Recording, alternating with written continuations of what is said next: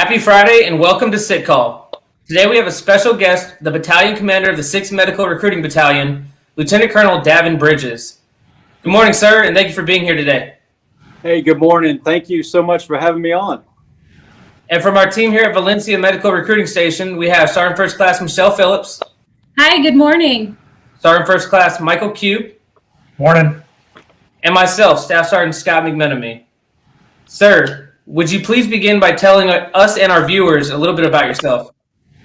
Absolutely. Hey, I appreciate you bringing me on this morning. It is truly an honor to be able to do an episode of your Sit Call. I've heard great, wonderful things about what you do with this, so this is truly an honor that you brought me on. Again, my name is Davin Bridges. I am the 6th Medical Recruitment Battalion Commander. Just came on at the end of July, and I've had a great time since I've been here. A little bit about myself. I'm from the state of Louisiana. Go LSU Tigers, the national champions over all schools, especially Florida Gators. I am an athletic type person, so I follow almost all the sports, and I really enjoy watching it and competing at the highest level that I could when I was a younger age. I am married to my wife, Judy. I have 3 children, Dalen, Jordan, and Caleb. My oldest son now, he's graduated from college. He's a police officer, so we're very proud of him. And my other kids are still in school playing sports, so we really enjoy watching them play and taking them into practice and all that. Bio here in the Army, I've had an awesome time in the Army. I've been in for a little over 15 years, and it's taken me everywhere. I am a 72 Delta, which is an environmental science and engineering officer. And I would never have changed my AOC for anything because I've had a blast. My job has taken me to 4 different continents and over 36 different countries. It has been just an enjoyable experience, and the people that I meet, the cultures that I get to see, really molded me to be able to take command of this battalion due to the fact that we are the largest footprinted battalion in the Medical Recruiting Brigade. Spanning from Montana all the way from El Paso all the way to the West Coast with Alaska and Hawaii. So you can imagine our whole footprint is diverse with different many cultures. So I think the Army has really prepared me in a way to be able to take this command, just being able to have the opportunity to see so many different countries. I've had all different type of jobs. I started out with the 10th Mountain Division down at Fort Polk, Louisiana, and as my first duty station, and being an environmental science officer there, it was an experience like I had no other. The autonomy that the officers provided to me to do my job was just fantastic. Then being able to move to Germany, come back, do a command as a captain, it just my experiences in the Army has been awesome. Awesome, sir. So, sir, what are some of your favorite places that you've been? So that's a very challenging question because I can say every place I've been has been awesome. For instance, Louisiana being the first duty station, hey, I was close to home. It was great. I get to go home and see family and friends all the time. But when we moved to Germany, I mean, that's when I just saw how the world was truly as small as it really is. Even though I went to 24 different countries and 3 different continents there, the culture itself, if I had to pick one location, it'd probably have to be Ukraine in Eastern Europe, the old Russian state. The architecture there was just awesome. The people there as an independent sovereign country was just great. But I can't take away from Germany itself, France, England. I had an opportunity to go to Africa quite a few times and seeing the culture down there. It was just an amazing experience. And I'm going as an environmental science and engineering officer. It's hard to explain, and it was just great opportunities. Awesome. I've spent some time in Africa and Thailand myself, so I can relate to what you're saying, actually. So, sir, as an environmental science officer and engineer, what does your job entail? Well, that's a great question. So, when you're in the civilian world and you think of environmental science type person, you're thinking about people in forestry. You're thinking of people in the food industry. You're thinking about people making sure that our climate is well. So when we go into the Army as environmental science engineering officer, we encompass the whole thing. Our background for education is so broad that we hit a lot of aspects. Specifically in the Army, my role was more towards sanitation, food sanitation, field sanitation. And what I mean by that is we check the air quality, the water quality, food quality. I mean, we did testing on just the sanitation of all the kitchen equipment when we're downrange, or if we're in the field, or even if we're on a post. We had the responsibility to ensure that everything was sanitary. We made sure we worked with health physics. So if there are issues with radiological compounds, we work hand in hand with them. Sea burning, chemical and biological issues, hearing, vision. The soldiers that work underneath us as environmental science engineering officers even have a broader scope of responsibility. So if you can think of anything possible behind the scenes to ensure that our infantry and combat soldiers stayed safe, we were part of.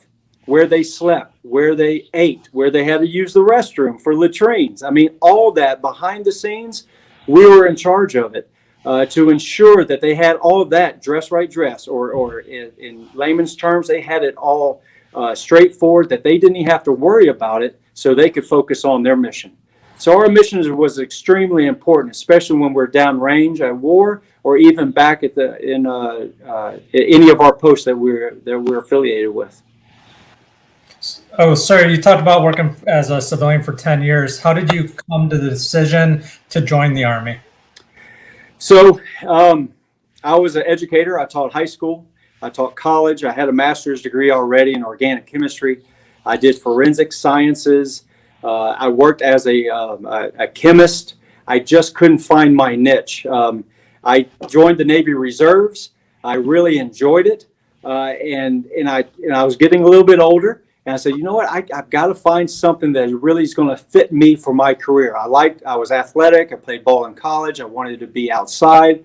And I saw the opportunity, what the United States Army provided. They had an environmental science direct commission that with a certain degree level, if you qualified and were selected, you'd come in straight as an officer of the United States Army. So I looked into it, and I was just fortunate enough that I was selected. And they brought me in as a first lieutenant.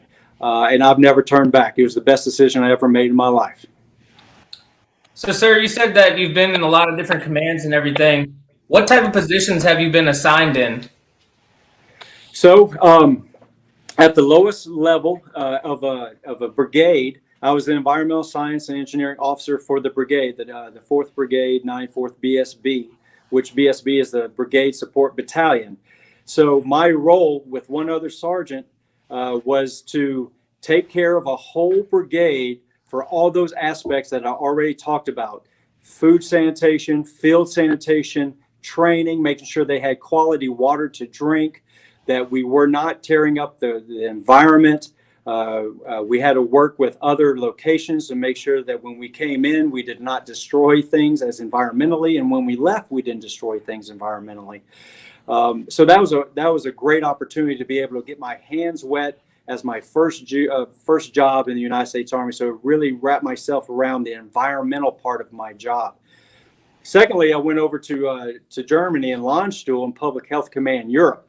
In that location, I became a project officer for all the field sanitation inspections that we had to do in numerous countries that we had our state and National Guard soldiers come into to do the state-to-state partnerships. So I got to go in there early. I did inspections. I made sure everything was good for our soldiers to come into that country, environmentally wise, made sure they had a place to sleep that was adequate, had a good enough ventilation. So we had to deal with the airflow. We had to deal with the water. What food were they going to eat? Make sure that everything environmentally was safe for them. And when they left, I had to go back to make sure they didn't tear up anything as well. So we had a twofold aspect of that. Then I came back and I did command as a public health or preventive medicine medical detachment and I had the opportunity to lead soldiers there as a captain, and we actually went down range to Afghanistan, where there we did the inspections of almost every single forward operating base there in Afghanistan to ensure that all the things I talked about behind the scenes to take care of the combat arms and the combat support personnel, they were in place and they were working adequately. From there, I had a lot of great Army schooling, education to build my leadership skills. I had the opportunity to work with civil affairs as environmental science officer to teach them, so when they go out into Africa or rural areas, they can bring skills to those host nations to be able to make them better. I had the opportunity to work at headquarters training and doctrine command, where it's a 4-star command where they wrote policy or regulations, and that we were shaping and molding the future Army soldiers that are coming in through recruiting. So it was actually a very rewarding career so far. So, sir, the roles that you mentioned, are those common for initial new employed environmental science engineers? Yeah, so when they come in as a direct commission, they'll come in and they will go to a lot of schooling to get the education that they need to understand what they do with a brigade, what they do at a public health command, what would they do on a post compared to what would they do, their jobs and responsibilities would be in the field. They start getting more and more experiences. I've had just a very fortunate career that I selected jobs that I was very interested in, and the Army selected me to do those things. There's so many opportunities for 72 Delta because we have such a broad span of our education and so many niches within the Army. They can look at industrial hygiene to be their focus. They can get their certificate in industrial hygiene. I have my certificate in public health, which the Army paid for. The engineers, the 72 Delta November 4s, these are environmental science, and this is the engineer aspect of it. I'm not an engineer, I'm the more environmental science part. Our environmental science and engineers, they can work towards getting their professional engineering accreditation while they're in the Army, which is a lot less stress than doing it in the civilian world. So there's a lot of opportunities to go different routes as a 72 Delta in the United States Army. You know, I think that's a great point, sir, that you bring up, because you get the opportunity to do more broadening type assignments. So can you kind of explain maybe what your role entails as the battalion commander?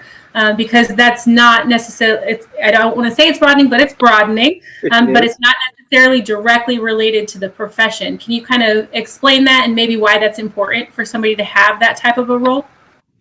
Absolutely. So with 72 Delta, starting with right when they come in, their job is autonomous to a certain extent. The battalion, the brigade, those commanders see you, that one individual, and go, you know what? You are that subject matter expert. You need to handle your business. You're the professional. You are the educated with the degrees. You go off, do your job, come back and fill me with that information. With my career, it's been like that development of my leadership skills since day one when I came in as a first lieutenant. I've had great mentors. This job is truly a broadening assignment, being that it's in recruiting. This is medical recruiting. But the opportunity that I've had working in a hospital as an chief environmental health at Fort Gordon, Eisenhower Hospital, I came in a lot of contact with just medical providers, nurses, physical therapists. I just came in contact with them, so I got to know them very well. But at the same time, I've worked at a brigade level where there is a brigade surgeon. I saw what they got to do. Working at Public Health Command, going out and taking soil samples, water samples, air samples. I bring them back to the lab. I have relationships with biochemists, microbiologists, lab officers. We don't actually give the immunizations, but we have to track all the immunizations that are provided to all soldiers in the United States Army. So we have that connection with public health nurses that give those immunizations. So my career and the jobs that I've had throughout my career has, I think, put me in the right place, now that I have to recruit for nurses, medical doctors, biochemists, microbiologists, 72 deltas like myself, I've been in contact with a lot of those areas of concentrations, AOCs, that we actually recruit for. So I think it's really put me in the right place. So, sir, how can we, as an Army medicine, appeal to people in your profession? So it takes a person that wants to not only serve their country, but they want to have that freedom to actually do their job. That somebody that's a 72 Delta, even if they're a 72 Delta November 4, which is the engineer, the environmental engineer, they are going to be looked at and go, all right, go do your job. There's not going to be that many people going to be micromanaging them. They're going to have to, they have that autonomy that they're going to say, okay, here's your mission, go accomplish your mission. Because they are that subject matter expert. In the civilian world, they're going to work for a company. Yeah, we all have bosses. Even in the military, we have bosses.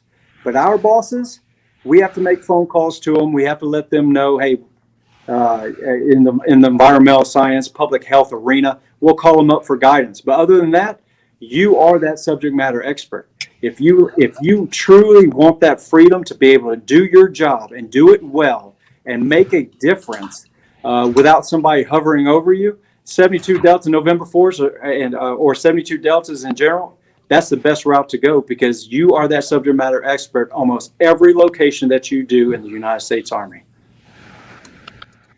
So with all your travels that you've been through, sir, all these different countries, all these different communities, whatever the case may be, have you picked up any favorite foods or new hobbies that maybe you wouldn't have otherwise? Food-wise, I've tried things.